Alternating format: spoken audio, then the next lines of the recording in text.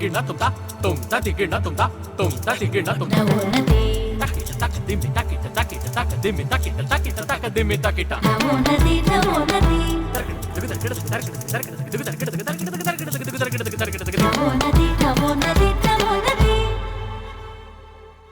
ನಮಸ್ಕಾರ.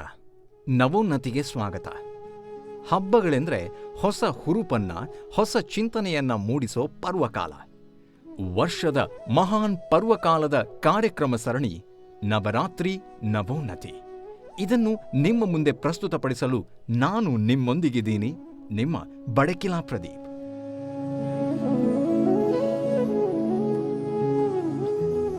ನವರಾತ್ರಿಯ ಈ 9 ದಿನಗಳ ಜೊತೆಗೆ ವಿಜಯದಶಮಿಯವರೆಗೆ ನಿತ್ಯವೂ ನಿಮಗಾಗಿ ನಾಡಿನುದ್ದಗಲಕ್ಕೂ ಪಸರಿಸುತ್ತಿರುವ ಈ ಕಾರ್ಯಕ್ರಮದ ಕಂಪನ್ನು ಸವಿಯುವುದಕ್ಕೆ ಸಿದ್ಧರಾಗಿ.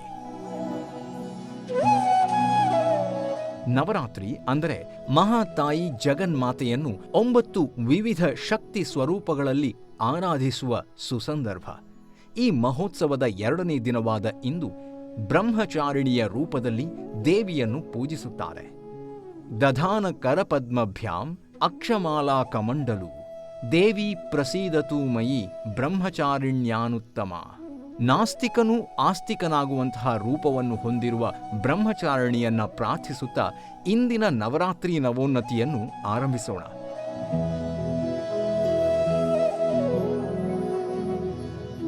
ಆಧ್ಯಾತ್ಮವೆಂಬ ಸಾಗರದಲ್ಲಿ ಈಜಿದವರೆಷ್ಟೋ, ಮುಳುಗಿದವರೆಷ್ಟೋ. ಆದರೆ ಎಲ್ಲರೂ ಒಂದಲ್ಲ ಒಂದು ರೀತಿಯಲ್ಲಿ ಅಧ್ಯಾತ್ಮಕ್ಕೆ ಅಂಟಿಕೊಂಡವರೇ. ಅಧ್ಯಾತ್ಮದ ಕುರಿತಾದ ಯೋಚನೆಗಳು, ಪರಿಕಲ್ಪನೆಗಳು ಒಬ್ಬರಿಂದ ಒಬ್ಬರಿಗೆ ಭಿನ್ನವಾಗಿರುತ್ತೆ. ನಮ್ಮೊಳಗಿನ ಅಧ್ಯಾತ್ಮದ ಪರಿಕಲ್ಪನೆಯನ್ನ ಕಂಡುಕೊಳ್ಳೋದು ಹೇಗೆ ಅನ್ನೋದನ್ನ ಯೋಚಿಸ್ತಾ ಬೇರೆ ಬೇರೆ ಕ್ಷೇತ್ರದಲ್ಲಿ ಸಾಧನೆ ಮಾಡಿದ, ವಿವಿಧ ಬಗೆಯಲ್ಲಿ ಅಧ್ಯಾತ್ಮವನ್ನು ಕಂಡುಕೊಂಡ ಒಂದಷ್ಟು ಖ್ಯಾತ ನಾಮಧೇಯರ ಮಾತುಗಳನ್ನ, ಜೊತೆಗೆ ನಾಡಿನ ಖ್ಯಾತ ಗಾಯಕ ಗಾಯಕಿಯರ ಕಂಠಸಿರಿಯಲ್ಲಿ ಮನೋಲ್ಲಾಸಕ್ಕಾಗಿ ಮೂಡಿಬರಲಿರುವ ಭಕ್ತಿ ಸುಧೆಯನ್ನು, ಖ್ಯಾತ ಆಯುರ್ವೇದ ತಜ್ಞರ ಆಯುರ್ವೇದ ರಸಸಾರವು ಅಲ್ಲದೆ ಇಂದಿನ ಸಂಚಿಕೆಯಲ್ಲಿ ನಮ್ಮ ನಿಮ್ಮಂತೆಯೇ ಬದುಕನ್ನ ನಡೆಸ್ತಾ ಸಾಧನೆ ಮಾಡ್ತಾ ಇರೋ ಸಾಧಕಿಯೊಬ್ಬರ ಸಾಧನೆಯ ಚಿತ್ರಣ, ಅವರಿಗೆ ನುಡಿ ಗೌರವ ನೀಡುವ ನವಶಕ್ತಿಯರು ಅನ್ನುವ ಪ್ರಸ್ತುತಿಯು ನಿಮಗಾಗಿ ತೆರೆದುಕೊಳ್ಳಲಿದೆ.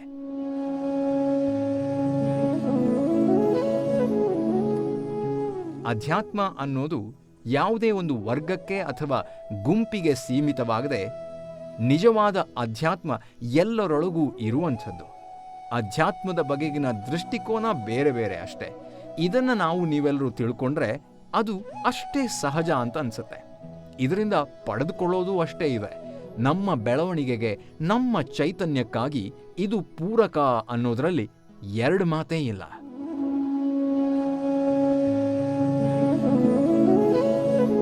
ಇದೀಗ ಇಂದಿನ ಮುಖ್ಯ ಅತಿಥಿಯನ್ನ ಬರಮಾಡಿಕೊಂಡು ಅವರ ಮಾತನ್ನ ಕೇಳೋ ಸಮಯ.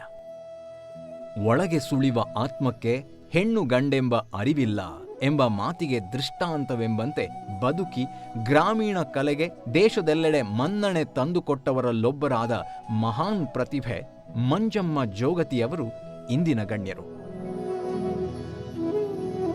ಕರ್ನಾಟಕ ಜಾನಪದ ಅಕಾಡೆಮಿಯ ಸದಸ್ಯೆಯಾಗಿದ್ದ ಜೋಗತಿಯವರು ಅಧ್ಯಕ್ಷ ಸ್ಥಾನಕ್ಕೇರಿ ಪ್ರಪ್ರಥಮ ಮಂಗಳಮುಖಿ ಅಧ್ಯಕ್ಷೆ ಎಂಬ ಹೆಗ್ಗಳಿಕೆಗೂ ಪಾತ್ರರಾದವರು. ಇವರು ನಮ್ಮ ಇವತ್ತಿನ ಸಂಚಿಕೆಯ ಮುಖ್ಯ ಅತಿಥಿ. ತಮ್ಮ ಸಾಧನೆಯ ಕ್ಷೇತ್ರವಾದ ಜನಪದ, ಅದರ ಜೊತೆಗಿನ ಅಧ್ಯಾತ್ಮದ ನಂಟಿನ ಬಗ್ಗೆ ಮಾತನಾಡ್ತಾರೆ. ಕೇಳೋಣ ಬನ್ನಿ.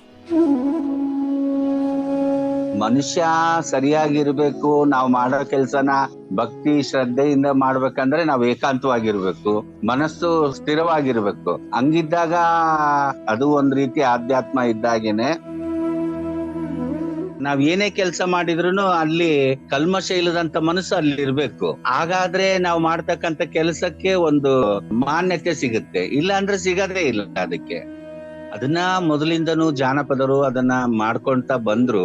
ಅದನ್ನ ಮಾಡ್ಕೊಂತ ಬಂದ್ಮೇಲೆ ಅದು ಒಂದ್ ರೀತಿ ಆಧ್ಯಾತ್ಮನೂ ಆಗಿರ್ಬೋದು. ನಾನು ಮೊದಲಿಂದನೂ ಜೋಗತಿ ನೃತ್ಯ ಮಾಡ್ಕೊಂಡ್ ಬಂದೆ. ನಾನು ಹುಲಿಗೆಮ್ಮನ ಮುತ್ತು ಕಟ್ಟಿಸ್ಕೊಂಡೆ, ಜೋಗತಿ ಆದೆ, ಜೀವನದಲ್ಲಿ ಏನೋ ಜುಗುಪ್ಸೆ ಆಗಿ ವಿಷ ಕುಡ್ದೆ, ಮತ್ತೆ ಬಂದೆ. ಮತ್ತೆ ನನಗಂತ ಗುರುಗಳು ಸಿಕ್ಕರು. ಆ ಗುರುಗಳು ಸಿಕ್ಕರೆ ಅವ್ರ ಸೇವೆ ಮಾಡ್ಕೊಳ್ತಾ ಆ ವಿದ್ಯೆಯನ್ನ ಕಲ್ತ್ಕೊಂಡೆ. ಆ ವಿದ್ಯೆಯನ್ನ ಕಲ್ತು ಭಕ್ತಿಯಿಂದ ಮಾಡಿದಕ್ಕೆ ಆಧ್ಯಾತ್ಮ ಅಂದ್ರೇನೆ ಭಕ್ತಿನೂ ಬರುತ್ತೆ. ಹಂಗಾಗಿ ಅದನ್ನ ಮಾಡದಾಗಿಂದ ನಾನು ಆ ರೀತಿ ಮಾಡಿದ್ರಿಂದಾನೇ ನಾನು ಇವತ್ತು ಈ ಮಟ್ಟಕ್ಕೆ ಬರಕಾಯ್ತು. ನನಗೆ ಆ ಮನಸ್ಥಿತಿ ಅವತ್ತಿರ್ಲಿಲ್ಲ ಅಂದ್ರೆ, ಆ ಗುರುಗಳು ಹೇಳಿದ್ದು ನಾನು ಮಾಡ್ಲಿಲ್ಲ ಅಂದ್ರೆ, ಅವ್ರ ಕೆಲ್ಸಗಳನ್ನ ಮಾಡ್ಲಿಲ್ಲ ಅಂದಿದ್ರೆ, ನಾನು ಅದನ್ನ ಭಕ್ತಿ ಮತ್ತು ಶ್ರದ್ಧೆಯಿಂದ ಅದನ್ನ ಕಲಿದೇ ಇದ್ದಿದ್ರೆ ಇವತ್ತು ಮಂಜಮ್ಮ ಯಾರಿಗೂ ಗೊತ್ತೇ ಇರ್ತಿರ್ಲಿಲ್ಲ.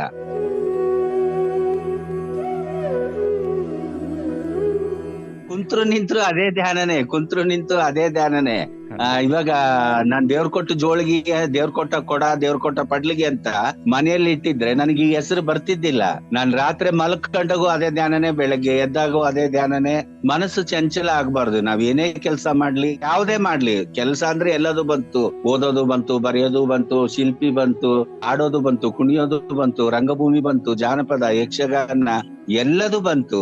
ಅದಕ್ಕೆ ನಾವು ಭಕ್ತಿಯಿಂದ ಮಾಡ್ಬೇಕು, ಪ್ರೀತಿಯಿಂದ ಮಾಡ್ಬೇಕು. ಅವಾಗ ತಾನೇ ಅದು ಒಲಿಯೋದು. ಯಾವುದೇ ಕೆಲಸ ಆಗ್ಲಿ ಆಧ್ಯಾತ್ಮದಿಂದ ಮಾಡಿದ್ರೇನೆ ಆ ಕೆಲಸ ಒಲಿಯೋದು, ಏಕಚಿತ್ತದಿಂದ.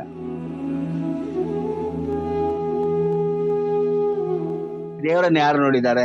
ನಾನ್ ನೋಡಿದೀನ? ನೀವ್ ನೋಡಿದೀರಾ? ನಮಗೆ ತಂದೆ ತಾಯಿನೇ ದೇವ್ರು, ನಾವು ಮಾಡ್ತಕ್ಕಂತ ಕೆಲಸನೇ ದೇವ್ರು. ಅಲ್ಲಿ ಭಕ್ತಿ ಶ್ರದ್ಧೆ ಹಾಕಿ ನೋಡಿದ್ರೆ, ಈಗ ದೇವ್ರು ಅಂತ ನಾನು ಕುಂದ್ರಕ್ ಆಗ್ಲಿಲ್ಲ. ಕುಂತಿದ್ರೆ ಪೂಜೆ ಮಾಡ್ಕಂತ ಯಾರು ಕೊಡ್ತಿದ್ರು ನನಗೆ? ಹೊಟ್ಟೆಗೆ ಯಾರು ಕೊಡ್ತಿದ್ರು? ಬಟ್ಟೆಗೆ ಯಾರು ಕೊಡ್ತಿದ್ರು? ಯಾರು ಕೊಡ್ತಿದ್ದಿಲ್ಲ. ಅದನ್ನ ದೇವ್ರಂತ ನಂಬಿದವಳ ನಾನು. ಇವತ್ತು ಯಾವ ದೇವ್ರಿಗೆ ಹೋದ್ರು ಕಾಯಿ ಹೊಡ್ಸಲ್ಲ, ಪೂಜೆ ಮಾಡ್ಸಲ್ಲ. ನಾನು ಹುಲಿಗೆಮ್ಮನ್ ಕಟ್ಕೊಂಡು ಇಷ್ಟು ವರ್ಷ ಆಯ್ತು, ಈಗ 25 ವರ್ಷ ಆಯ್ತು. ಹುಲ್ಗಿ ಜಾತ್ರೆಗೆ ಹೋಗಿ ನಾನು ದರ್ಶನ ಮಾಡಿಲ್ಲ. ನನ್ಗೆ ಬೇಕಾಯ್ತು, ನಾನು ಬಿಡದಿಂದಲ್ಲಿ ಹೋಗಿ ಕೈ ಮುಗಿದು ಬರ್ತೀನಿ. ನನ್ ಕೆಲ್ಸನೇ ದೇವ್ರು ನನಗೆ. ನಾವ್ ಯಾವ್ದೇ ಕೆಲ್ಸವನ್ನ ತಗೊಳ್ಳಿರಿ, ನಾವ್ ಏನೇ ಕೆಲ್ಸ ತಗೊಂಡ್ರು ಅದ್ರ ಬಗ್ಗೆ, ಅದರ ಹಿನ್ನೆಲೆಯನ್ನ ಅರ್ಥ ಮಾಡ್ಕೋಬೇಕು. ನಮ್ಗೀಗ ನೀವು ನನಗ್ ಪರಿಚಯ ಆಗಿದ್ದೀರಾ, ನೀವು ನನಗ್ ಪರಿಚಯ ಆದ್ರೆ ನಿಮ್ಮ ಗುಣಗಳು, ನಿಮ್ಮ ಕೆಲಸಗಳು ಏನು ಅಂತ ಅರ್ಥ ಮಾಡ್ಕೋಬೇಕು. ನಾನು ನಿಮ್ಮಿಂದ ನನಗೇನ್ ಲಾಭ, ನನ್ನಿಂದ ಏನ್ ಒಳ್ಳೇದು, ನಿಮ್ಮಿಂದ ನಮಗ್ ಏನ್ ಕೆಟ್ಟದ್ದು, ನಿಮ್ಮಿಂದ ನಮಗ್ ಏನ್ ಒಳ್ಳೇದು, ಅದನ್ನೆಲ್ಲ ನಾವು ತಿಳ್ಕೋಬೇಕು. ತಿಳ್ಕೊಂಡ ಮೇಲೆ ನಾವ್ ಯಾವ್ದೇ ಕೆಲ್ಸಕ್ಕಾದ್ರೂ ಕೈ ಹಾಕ್ಬೇಕು. ವ್ಯಕ್ತಿ ವಿಷಯವಾಗ್ಲಿ, ವೃತ್ತಿ ವಿಷಯವಾಗ್ಲಿ, ಕಲೆ ವಿಷಯವಾಗ್ಲಿ, ಯಾವ್ದೇ ವಿಷಯವಾಗ್ಲಿ ಅದ್ರ ಹಿನ್ನೆಲೆಯನ್ನ ಅರ್ಥ ಮಾಡ್ಕೊಂಡು ನಮ್ಮ ಮನಸ್ಸಿಗೆ ಇಡಿಸಿದ್ರೆ ಮಾತ್ರ ನಾವ್ ಅದಕ್ಕೆ ಕೈ ಹಾಕ್ಬೇಕು. ಮನಸ್ಸಿಗೆ ಇಷ್ಟ ಇಲ್ಲದನ್ನ ಅದನ್ನ ತಗೊಳಕ್ ಹೋದ್ರೆ ಅದು ನಮ್ಗೆ ಹತ್ತೋದೇ ಇಲ್ಲ.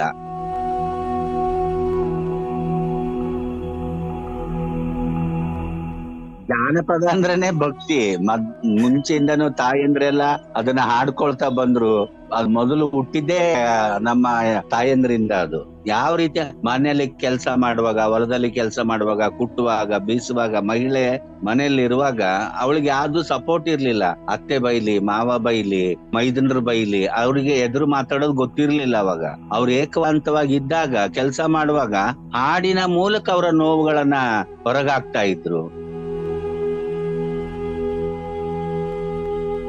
ಆ ಒಂದು ದೈವವನ್ನ ಹಿಡ್ಕೊಂಡು ಆ ದೈವಕ್ಕೆ ಒಂದು ಪದಗಳ ಜೋಡಣೆ ಮಾಡಿ, ಅದು ಹಿಂಗ್ ಹುಟ್ಟಿತು, ಹಂಗ್ ಹುಟ್ಟಿತು, ಹಂಗ್ ಬೆಳೀತು, ಹಿಂಗ್ ಬೆಳೀತು, ಈ ತರ ಪವಾಡಗಳು ನಡೆದು ಅಂತ ಅದನ್ನೆಲ್ಲ ಹುಟ್ಟಾಕ್ತವ್ರು ನಮ್ ತಾಯಂದ್ರು. ಅವ್ರಿಗೆ ಅದು ದೈವದಿಂದನೇ ಬಂದಿರ್ತಕ್ಕಂಥದ್ದು. ಅವ್ರಿಗೆ ಪ್ರತಿ ಒಂದು ಕೆಲಸದಲ್ಲಿ ದೈವವನ್ನ ಕಂಡವರು. ಜನಪದರು ದೈವವನ್ನ ನಂಬಿರೋದು. ತಮ್ಮದೇ ಮಾತುಗಳಲ್ಲಿ ಜನಪದಕ್ಕೂ ಅಧ್ಯಾತ್ಮಕ್ಕೂ ಇರುವ ನಂಟಿನ ಬಗೆಯನ್ನ ನಮ್ಮ ಮುಂದೆ ಪ್ರಸ್ತುತಪಡಿಸಿದ ಮಂಜಮ್ಮ ಜೋಗತಿಯವರಿಗೆ ಹೃತ್ಪೂರ್ವಕ ಧನ್ಯವಾದಗಳು. ಇದೀಗ ನಮ್ಮ ನಿತ್ಯ ಜೀವನಕ್ಕೆ ಬೇಕಾದ ಒಂದಷ್ಟು ಆರೋಗ್ಯ ಸೂತ್ರಗಳನ್ನು ತಿಳಿಸೋದಕ್ಕೆ ನಮಗಾಗಿ ಈಗ ನಮ್ಮ ಜೊತೆ ಇದ್ದಾರೆ ವೇದ ಆರೋಗ್ಯ ಕೇಂದ್ರ ನಿಸರ್ಗಮನೆ ಶಿರಸಿಯ ಡಾಕ್ಟರ್ ವೆಂಕಟರಮಣ ಹೆಗಡೆಯವರು. ಬನ್ನಿ ಅವರ ಮಾತುಗಳನ್ನು ಕೇಳೋಣ. ಎಲ್ಲರಿಗೂ ನಮಸ್ಕಾರ. ನಾನು ಡಾಕ್ಟರ್ ವೆಂಕಟರಮಣ ಹೆಗಡೆ, ವೇದ ಆರೋಗ್ಯ ಕೇಂದ್ರ ನಿಸರ್ಗಮನೆ ಶಿರಸಿ. ಆತ್ಮೀಯ ಕೇಳುಗರೆ, ಆರೋಗ್ಯಕ್ಕಾಗಿ 642211 ಅನ್ನುವಂಥ ಒಂದು ಸೂತ್ರವನ್ನು ನಾನು ಹೇಳ್ಕೊಡ್ಲಿಕ್ಕಿದ್ದೇನೆ. ಇವತ್ತಿನ ಸಂಚಿಕೆಯಲ್ಲಿ 6 ಅಂದರೆ ಏನು ಅಂತ ತಿಳ್ಕೊಳ್ಳೋಣ. 6 ಅಂದರೆ ಪ್ರತಿನಿತ್ಯ 6 ಗಂಟೆಗಳ ಕಾಲ ಒಳ್ಳೆಯ ನಿದ್ರೆ ಮಾಡಬೇಕು. ನಿದ್ರೆ ಬಹಳ ಮುಖ್ಯ. ನಿದ್ದೆ ಕಡಿಮೆ ಮಾಡೋದ್ರಿಂದಾಗಿ ಅನೇಕ ತೊಂದರೆಗಳು ಉಂಟಾಗುತ್ತೆ. ರಾತ್ರಿ ಮಲಗುವಾಗ ಶ್ರದ್ಧೆಯಿಂದ, ಏಕನಿಷ್ಠೆಯಿಂದ, ಭಕ್ತಿಯಿಂದ 108 ಸಲ ಇಷ್ಟ ದೇವರ ನಾಮವನ್ನು ಜಪಿಸಿ ನಾವು ಮಲಗೋದ್ರಿಂದಾಗಿ ನಮಗೆ ಒಳ್ಳೆಯ ನಿದ್ದೆ ಬರುತ್ತೆ. ಕೆಟ್ಟ ಕನಸುಗಳು ಬೀಳೋದಿಲ್ಲ. ಬೆಳಗ್ಗೆ ನಾವು ಎಷ್ಟೊತ್ತಿಗೆ ಎಚ್ಚರ ಆಗಬೇಕು ಅಂತ ಅಂದ್ಕೊಳ್ತೀವೋ ಅಷ್ಟೊತ್ತಿಗೆ ಎಚ್ಚರ ಆಗಲಿಕ್ಕೆ ಅನುಕೂಲ ಆಗುತ್ತೆ. ಹಾಗಾಗಿ ನಾವು ಪ್ರತಿನಿತ್ಯ 6 ಗಂಟೆಗಳ ಕಾಲ ನಿದ್ರೆ ಮಾಡಬೇಕು.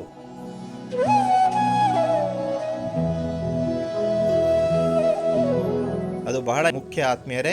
ಸೊ ಅದನ್ನು ನಾವು ನೆನಪಿಟ್ಕೊಳ್ಳೋಣ. ಹಾಗೆಯೇ ನಿದ್ದೆಗೆ ಮುನ್ನ ಆಳ ವಿಶ್ರಾಂತಿ ಕ್ರಿಯೆ ಅಂದರೆ ಕಾಲಿಂದ ತಲೆವರೆಗೂ ದೇಹದ ಪ್ರತಿಯೊಂದು ಭಾಗಕ್ಕೂ ವಿಶ್ರಾಂತಿಯನ್ನು ಕೊಟ್ಟು ಅಕಾರವನ್ನು, ಊಕಾರವನ್ನು, ಮಕಾರವನ್ನು ಹೇಳಿ ಮತ್ತೆ 3 ಬಾರಿ ಓಂಕಾರವನ್ನು ಹೇಳಿ ಮಲಗೋದ್ರಿಂದ ತುಂಬ ಅನುಕೂಲ ಆಗುತ್ತೆ. ಹೀಗೆ ನಾವು ನಿದ್ದೆಯನ್ನು ಚೆನ್ನಾಗಿ ಮಾಡೋದ್ರಿಂದಾಗಿ ನಮ್ಮ ಪರಿಪೂರ್ಣ ಆರೋಗ್ಯ ಸಿಗಲಿಕ್ಕೆ ನಮಗೆ ಸಾಧ್ಯ ಆಗುತ್ತೆ. ಚೆನ್ನಾಗಿ ನಿದ್ದೆ ಮಾಡೋಣ. ನಿದ್ದೆ ನಮಗೆ ಹೊಸ ಚೈತನ್ಯವನ್ನು ಕೊಡಲಿಕ್ಕೆ ಅನುಕೂಲ ಮಾಡಿಕೊಡುತ್ತೆ. ಮರುದಿನ ನಾವು ಫ್ರೆಶ್ ಆಗಿರಲಿಕ್ಕೆ ಅನುಕೂಲ ಮಾಡಿಕೊಡುತ್ತೆ. ಹಾಗಾಗಿ ನಾವು ಒಳ್ಳೆಯ ನಿದ್ದೆಯನ್ನು ಮಾಡೋಣ. ಸೊ ಇದಕ್ಕೋಸ್ಕರ ನಮ್ಮ ಪ್ರಯತ್ನ ಪ್ರಾರ್ಥನೆ ಆಗಿರಲಿ.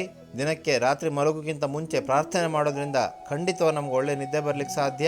ಸೊ ಹಾಗಾಗಿ ನಾವು ಪ್ರತಿನಿತ್ಯ ಇದನ್ನು ಅಳವಡಿಸ್ಕೊಳ್ಳೋಣ ಅನ್ನುವಂಥ ಮಾತನ್ನು ಹೇಳ್ತಾ, ಫ್ರೀ ಆನ್ಲೈನ್ ಕನ್ಸಲ್ಟೇಷನ್ ನಿಮಗೆ ಅವೈಲೇಬಲ್ ಇದೆ. ನಮ್ಮ ನಿಸರ್ಗ ಮನೆ ವೈದ್ಯರು ಫ್ರೀ ಆನ್ಲೈನ್ ಕನ್ಸಲ್ಟೇಷನ್ಗೆ ಲಭ್ಯ ಇದ್ದಾರೆ. ಫ್ರೀ ಆನ್ಲೈನ್ ಕನ್ಸಲ್ಟೇಷನ್ಗೆ ತಾವು 9448729434 ಈ ನಂಬರಿಗೆ ಒಂದು ಮಿಸ್ಡ್ ಕಾಲ್ ಕೊಟ್ಟರೆ ನಾವು ಉಚಿತವಾಗಿ ತಮಗೆ ಸಂದರ್ಶನವನ್ನು ಮಾಡ್ತೇವೆ. ನಿಮ್ಮ ಮನೆಗೆ ಔಷಧಿಗಳನ್ನು ಕಳಿಸ್ಕೊಡುವಂಥ ವ್ಯವಸ್ಥೆಯನ್ನು ಮಾಡ್ತೇವೆ. ಈ ವ್ಯವಸ್ಥೆಯ ಪ್ರಯೋಜನ ಪಡ್ಕೊಳ್ಳಿ ಅಂತ ಹೇಳ್ತಾ ಎಲ್ಲರಿಗೂ ನಮಸ್ಕಾರ. ನಾಳಿನ ಸಂಚಿಕೆಯಲ್ಲಿ 4 ಅಂದರೆ ಏನು ಅಂತ ನಾನು ತಿಳಿಸ್ಕೊಡ್ತೇನೆ. ಆರೋಗ್ಯವೇ ಭಾಗ್ಯ ಅನ್ನೋ ಮಾತು ನಮಗೆಲ್ಲರಿಗೂ ಗೊತ್ತು. ಆರೋಗ್ಯ ರಕ್ಷಣೆಗೆ ಬೇಕಾದ ಸಲಹೆಗಳನ್ನು ನಮ್ಮೊಂದಿಗೆ ಹಂಚಿಕೊಂಡ ನಿಸರ್ಗ ಮನೆ ಶಿರಸಿಯ ಡಾಕ್ಟರ್ ವೆಂಕಟರಮಣ ಹೆಗಡೆ ಅವರಿಗೆ ನವೋನ್ನತಿಯ ಪರವಾಗಿ ಧನ್ಯವಾದಗಳು.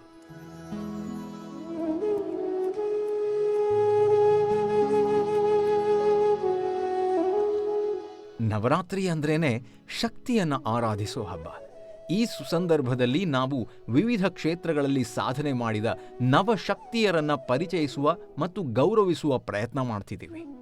ನವರಾತ್ರಿಯ 2ನೇ ದಿನ ಇವತ್ತು ವಿಭಿನ್ನ ಕ್ಷೇತ್ರವೊಂದರಲ್ಲಿ ಸಾಧನೆ ಮಾಡಿದ ಅದ್ಭುತ ಪ್ರತಿಭೆಯನ್ನ ಪರಿಚಯಿಸ್ತಾ ಇದ್ದೀವಿ.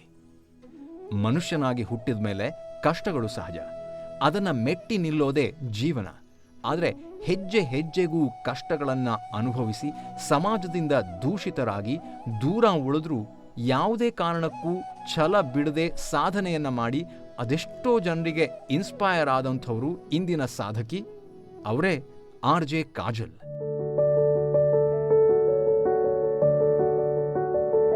ಗಂಡು ಮಗುವಾಗಿ ಮಂಡ್ಯದ ಗ್ರಾಮವೊಂದರಲ್ಲಿ ಜನಿಸಿದ RJ ಕಾಜಲ್ ತನ್ನ ಜೀವನವನ್ನ ಕಷ್ಟದಲ್ಲೇ ಕಳೆದವರು. ಸಮಾಜದ ಅವಮಾನಕ್ಕೊಳಗಾದವರೂ ಆದರೂ ಇವರ ಸಾಧನೆ ಅದೆಲ್ಲವನ್ನ ನಗಣ್ಯವಾಗಿಸಿದೆ.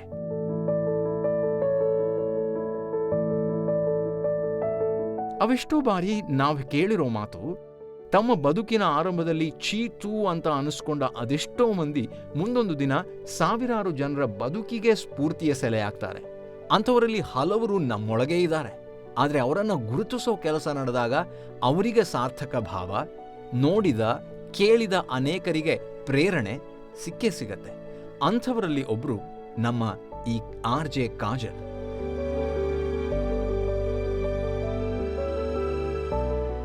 ಗಂಡು ಮಗುವಾಗಿ ಹುಟ್ಟಿ ಹೆಣ್ಣಿನ ಗುಣ ಸ್ವಭಾವಗಳಂತೆ ವರ್ತಿಸುವಾಗ ಸಮಾಜದ ದೂಷಣೆಗೆ ಒಳಗಾಗ್ತಾರೆ. ಆದರೆ ವಾಸ್ತವವನ್ನು ಒಪ್ಪಿಕೊಳ್ಳದ ಅದೇ ಸಮಾಜ ಕರಾವಳಿ ಕರ್ನಾಟಕದ ಪ್ರಪ್ರಥಮ RJ ಆಗಿ ಗುರುತಿಸಿಕೊಂಡಾಗ ಇವರನ್ನ ಮೆಚ್ಚಿಕೊಳ್ಳತ್ತೆ. ಆದರೆ ಇವರು ಸಮಾಜದ ಮೆಚ್ಚುಗೆಗಾಗಿ ಬದುಕಿದವರಲ್ಲ. ಸಮಾಜದ ದೂಷಣೆಗೆ ಒಳಗಾಗಿ ಜೀವನಕ್ಕಾಗಿ ಮುಂಬೈನಲ್ಲಿ ಬಾರ್ ಡ್ಯಾನ್ಸರ್ ಆಗಿ ಕಾರ್ಯನಿರ್ವಹಿಸ್ತಾ ಇದ್ರೂ ಕೂಡ ಓದಬೇಕು ಅನ್ನೋ ಹಂಬಲ ಮಾತ್ರ ಕಡಿಮೆ ಆಗಿರಲಿಲ್ಲ. ಮುಂದೆ ಡ್ಯಾನ್ಸರ್ ಆಗಿ ಸರ್ಕಸ್ ಕಂಪನಿಯೊಂದಕ್ಕೆ ಜಾಯಿನ್ ಆಗ್ತಾರೆ.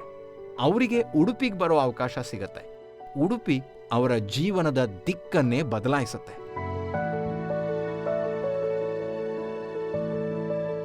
ಅಲ್ಲಿ ಅವರು ಭೇಟಿಯಾದಂತಹ ಮಂಜುನಾಥ್ ಕಾಮತ್ ಅವರು ಶಿಕ್ಷಣವನ್ನು ಕೊಡಿಸೋದಕ್ಕೆ ಮುಂದಾದಾಗ ಅವರ ಕನಸನ್ನ ಅದು ನನಸಾಗಿಸುತ್ತೆ. ಹೀಗೆ ಒಬ್ಬರನ್ನೊಬ್ಬರು ಸಂಧಿಸ್ತಾ ಅವರು ಒಬ್ಬ ಸಕ್ಸಸ್ಫುಲ್ RJ ಆಗಿ ಹೊರಹೊಮ್ತಾರೆ. ಸಾಧನೆ ಅನ್ನೋದು ಕೇವಲ ಇಂದು ನಿನ್ನೆಯ ಪರಿಶ್ರಮ ಅಲ್ಲ, ಹಲವಾರು ವರ್ಷಗಳ ತಪಸ್ಸು ಅನ್ನೋದನ್ನ ಅವರು ಪ್ರೂವ್ ಮಾಡ್ತಾರೆ. ಕಲ್ಲು ಮುಳ್ಳಿನ ಹಾದಿಯಲ್ಲಿ ಬೆಳೆದು ಬಂದ ಅವರು VJ ಮತ್ತು ರಂಗಭೂಮಿ ಕಲಾವಿದೇನೂ ಕೂಡ ಹೌದು. ಈ ಅದ್ಭುತ ಪ್ರತಿಭೆಗೆ ನಮ್ಮದೊಂದು ಪ್ರಣಾಮಗಳು. ಇವರಿಗೆ ನವೋನ್ನತಿ ತಂಡದಿಂದ ಹೃತ್ಪೂರ್ವಕ ಅಭಿನಂದನೆಗಳು.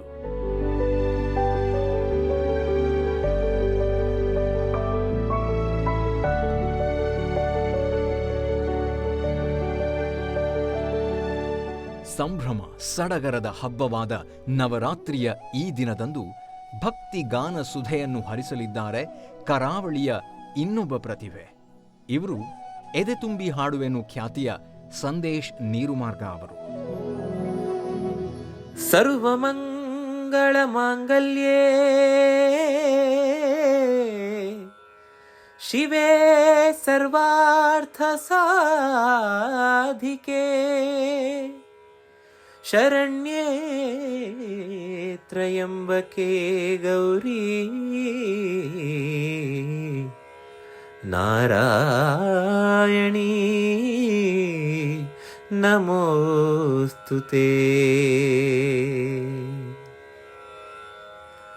ಮರುಳು ಮಾಡಿಕೊಂಡೆಯಲ್ಲೆ ಮಾಯಾದೇವಿಯೇ, ಮರುಳು ಮಾಡಿಕೊಂಡೆಯಲ್ಲೆ ಮಾಯಾದೇವಿಯೇ, ಇರುಳು ಹಗಲು ಏಕವಾಗಿ ಹರಿಯು ನಿನ್ನ ಬಿಡದಿ ಪಂತೆ, ಮರುಳು ಮಾಡಿಕೊಂಡೆಯಲ್ಲೆ ಮಾಯಾದೇವಿಯೇ.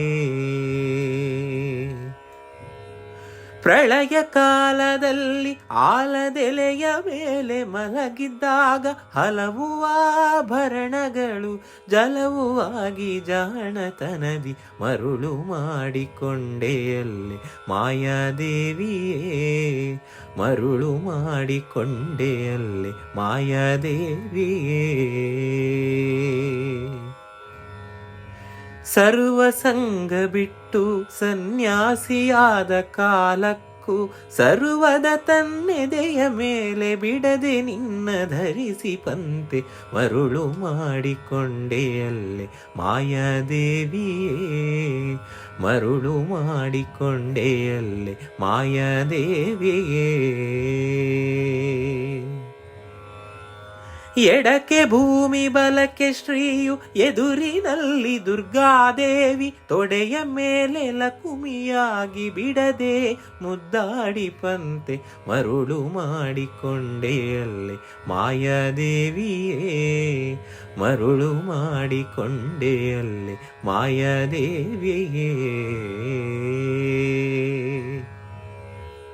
ಮಕ್ಕಳ ಹಡೆದರೆ ನಿನ್ನ ಚೊಕ್ಕತನವು ಪೋಪುದೆಂದು ಹೊಕ್ಕುಳೊಳು ಮಕ್ಕಳ ಪಡೆದು ಕಪ್ಪುಲಾತಿ ಪಡುವಂತೆ, ಮರುಳು ಮಾಡಿಕೊಂಡೆಯಲ್ಲಿ ಮಾಯಾದೇವಿಯೇ, ಮರುಳು ಮಾಡಿಕೊಂಡೆಯಲ್ಲಿ ಮಾಯಾದೇವಿಯೇ.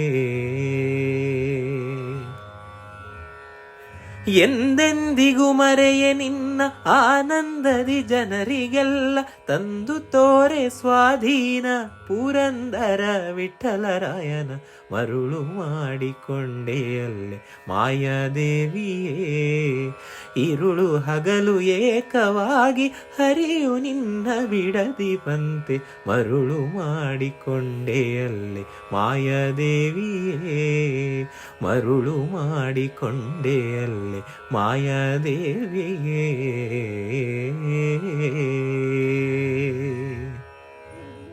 ತನ್ನ ಸುಶ್ರಾವ್ಯ ಕಂಠದಿಂದ ಆ ದೇವಿಯನ್ನು ಸ್ಮರಿಸಿದ ಸಂದೇಶ್ ನೀರುಮಾರ್ಗ ಅವರಿಗೆ ನವೋನ್ನತಿಯ ಪರವಾಗಿ ಧನ್ಯವಾದಗಳನ್ನು ಸಲ್ಲಿಸ್ತಾ ಇಂದಿನ ನವರಾತ್ರಿ ನವೋನ್ನತಿ ಕಾರ್ಯಕ್ರಮದ ಕೊನೆಯ ಹಂತಕ್ಕೆ ಬಂದೇ ಬಿಟ್ಟಿದ್ದೀವಿ. ನವರಾತ್ರಿಯ 3ನೇ ದಿನವಾದ ನಾಳೆ ಡಾಕ್ಟರ್ ನಾ ಸೋಮೇಶ್ವರ ಅವರು ನಮ್ಮೊಂದಿಗಿರ್ತಾರೆ ಹಾಗೂ ತಮ್ಮ ವಿಜ್ಞಾನ ತಂತ್ರಜ್ಞಾನ ಅನ್ನೋ ಸಬ್ಜೆಕ್ಟ್ನಲ್ಲಿ ಹೇಗೆ ಅವರು ಆಧ್ಯಾತ್ಮದ ನಂಟನ್ನು ನಮಗಾಗಿ ಬಿಚ್ಚಿಡಲಿದ್ದಾರೆ ಅದನ್ನು ನಾವು ಕೇಳೋದಕ್ಕಿದ್ದೀವಿ. ಜೊತೆಗೆ ಮತ್ತೊಂದು ಕ್ಷೇತ್ರದಲ್ಲಿ ಸಾಧನೆಗೈದ ಸಾಧಕಿಯ ಪರಿಚಯ, ಹಾಗೇನೆ ಇನ್ನೊಬ್ಬ ಅದ್ಭುತ ಗಾಯಕರು ನಿಮಗಾಗಿ ಒಂದು ಹಾಡನ್ನು ಪ್ರಸ್ತುತಪಡಿಸ್ತಾರೆ. ನಾಳೆ ಸಿಗೋಣ. ಆದರೆ ಆ ತಾಯಿ ನಮ್ಮೆಲ್ಲರನ್ನೂ ರಕ್ಷಿಸಲಿ. ಇಲ್ಲಿಯವರೆಗೆ ಕಾರ್ಯಕ್ರಮವನ್ನು ಕೇಳಿದ ನಿಮ್ಮೆಲ್ಲರಿಗೂ ಕೂಡ ಧನ್ಯವಾದಗಳು ಅಂತ ಹೇಳ್ತಾ ನಾನು ನಿಮ್ಮ ಬಡಕಿಲಾ ಪ್ರದೀಪ್ ನಿಮ್ಮನ್ನು ನಾಳೆ ಸಿಗ್ತೀನಿ. ನಮಸ್ಕಾರ. ನಮೋ